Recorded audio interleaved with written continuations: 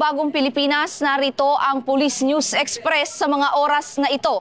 Kasulukuyan ay nandito tayo ngayon sa St. John Cemetery dito sa San Juan City, kung saan makikita natin na ilan sa ating mga kababayan ay bumibisita na sa kanilang mga mahal sa buhay. At ang ating mga kapulisan naman ay handa na sa pagpapanatili ng kaayusan at kapayapaan para sa Undas 2025. Bilang bahagi ng pinaigting na seguridad sa paggunita ng Undas 2025, nagsagawa ng inspeksyon si PNP Highway Patrol Group Director, Police Brigadier General Hansel Marantan sa San Juan Cemetery ngayong araw.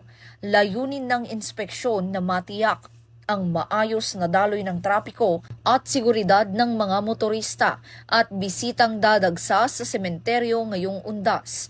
Kasama ng opisyal ang mga tauhan ng HPG at lokal na pulisya upang tiyakin ang kahandaan ng mga itinalagang checkpoint at rerouting scheme sa paligid ng St. John Cemetery. Ayon kay Police Brigadier General Marantan, nakahanda na ang HPG at buong kapulisan upang tumugon sa anumang emergency at matiyak ang ligtas Undas 2025. Ang PNP po ninyo ay handang-handa ngayon.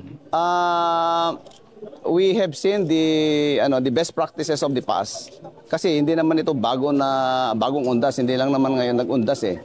Even then, in the previous years, we have been doing it. So hindi ito bago ko. Kaya nailista natin yung mga best practices natin, nailista natin yung mga challenges of the past, and we have treated it now. Kaya if you visit mga bus terminals, maganda yung there's substantial compliance sa mga bus terminals, and substantial compliance. Actually sa Victory kanina, it's not only substantial but almost perfect compliance sila eh. Kasi magaganda ng mga buses nila. May mga CR pa yung iba. Bago pa. So the roadworthiness of the motor vehicles ay tama. We try to measure randomly yung mga gulong nila, hangin and all that, and the date of production. Tama lahat. So kung tama ho lahat yung mga nakikita natin, we expect na there's safe travel.